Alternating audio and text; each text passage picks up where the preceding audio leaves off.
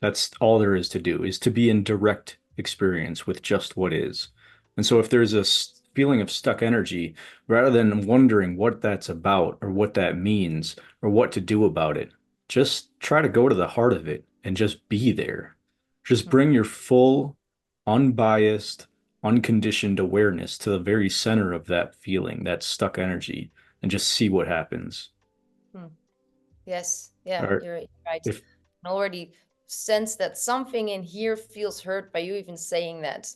And there's a yes, it's just wants to be seen or experienced.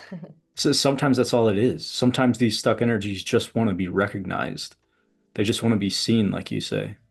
Yeah, And as you see them in their full complexity, whatever that is, like their full sort of visceral sensation, as you feel that, you're just allowing it to be. Because awareness doesn't bring any sort of story into the mix, which would cause a friction or a further amplification of that energy.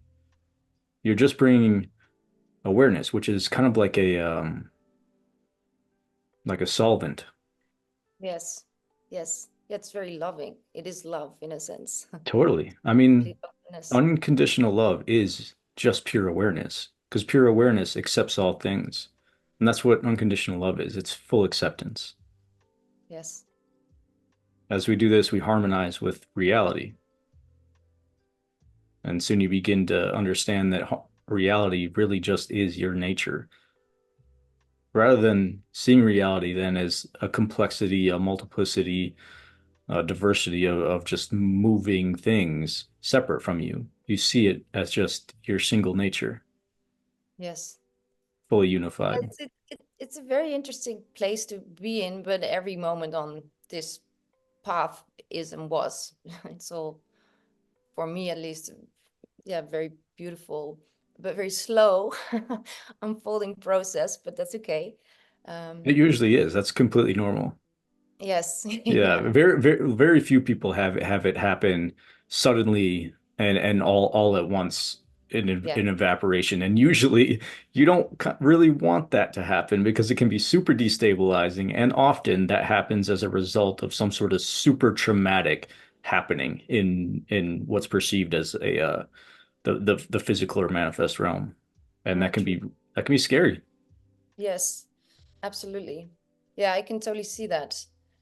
That's what's being felt now. I can say fear, but that's a mental answer. We don't feel that right now, but sometimes there can also be fear, which is quite uh, pulley. Yeah, Yes. I can tell that you're pretty good at sort of being honest enough with yourself to know where the stuck energies are.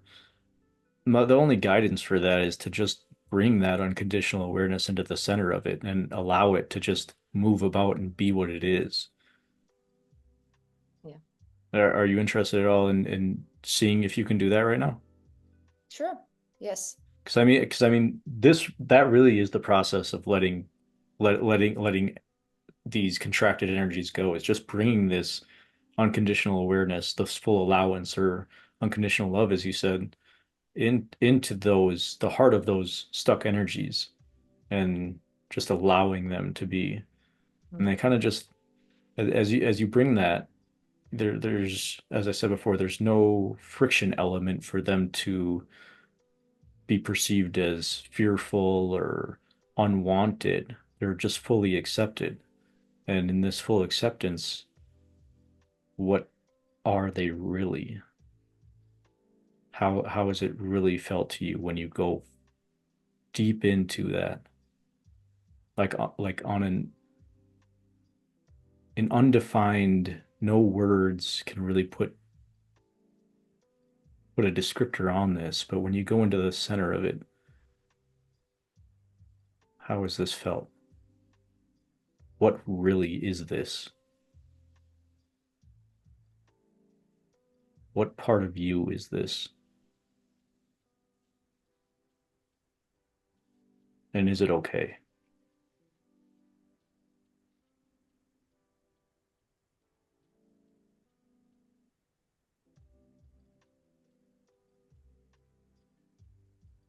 Yeah, it's it's patterns of energy arising, and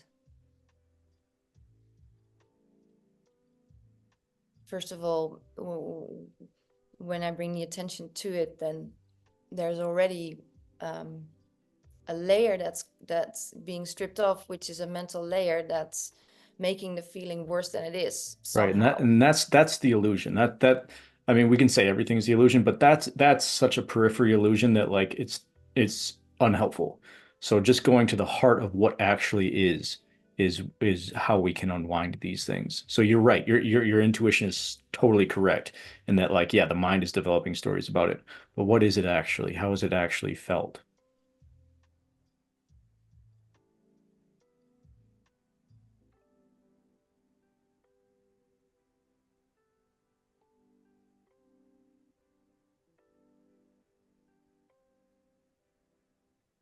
And you bring full acceptance into the middle of it. Full pure awareness. Unconditioned acceptance.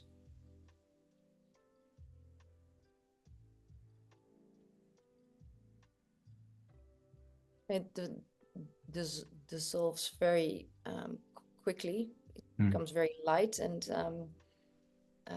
what's the word? Like transparent, or Hmm. it's not solid. It's like there's holes in there. It's air goes through. It's Perfect. open. Um, and what's very interesting is that, and I've experienced this a few times before when doing this, um, that all of a sudden it's like there's a coin, and all of a sudden it flips and it shows the other side, which is really beautiful. And um, uh,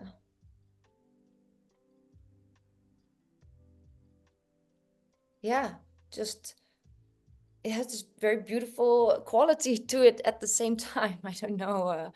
It's very Perfect. um, What you're seeing right now is the paradox between existence and non-existence, between the absolute reality and the perceived apparent reality. They are, like you say, two sides of the same coin. hmm. You're literally seeing the doorway between the absolute and the apparent. Okay. Okay. All right. Huh. You're seeing what physicists would call the wave becoming the particle, the non-localized becoming localized. It's only localized in the mind. Before it gets to the mind, though, where is it? Already here.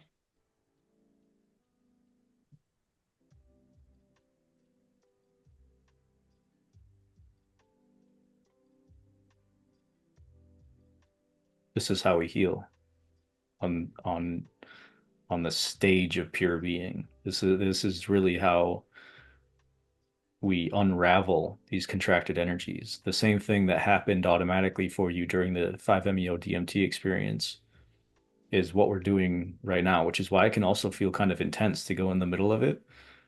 It can feel very similar to the onset of 5-MeO or the onset of a heroic dose of mushrooms, because what you're doing is exploding the sense gates or exploding contracted senses of energy. And why it feels so intense is because you're encountering it in its most raw essence before it becomes a story in the mind. Because if you're just focusing on stories in the mind, you can unravel them that way, but they're downstream unravelings. And so you're not getting to the core or heart of it. And with anger, for example, that's really hard to do. It can be very, That's very hard to do because anger will always look like new things. Anger will always find a new way to be. It'll always find a new avenue, a new story to manifest. And so until we actually encounter anger in its most raw essence and see what its nature is, it'll continue to just spin off stories. right. Yes. It's interesting because I can't even right now really understand or very clearly see into why these avoidance strategies are there to begin with. It's so weird in a sense. It's so unlogical. Yeah, it's totally illogical, but it's really only the mind that asks the why questions, True. and Yes. which would just, even if you had an answer to why, it would just be another story. And so it would be a downstream effect of actual reality. And so when we turn away from the story mode and just encounter what is in its most raw essence, eventually these kind of attachments to story mode dissolve. And then you just become one with the raw reality. If anger is there, it's allowed to be there, but it's not experienced as a story. It's experienced as an energy. And when it's experienced as an energy, like you said, comes totally transparent.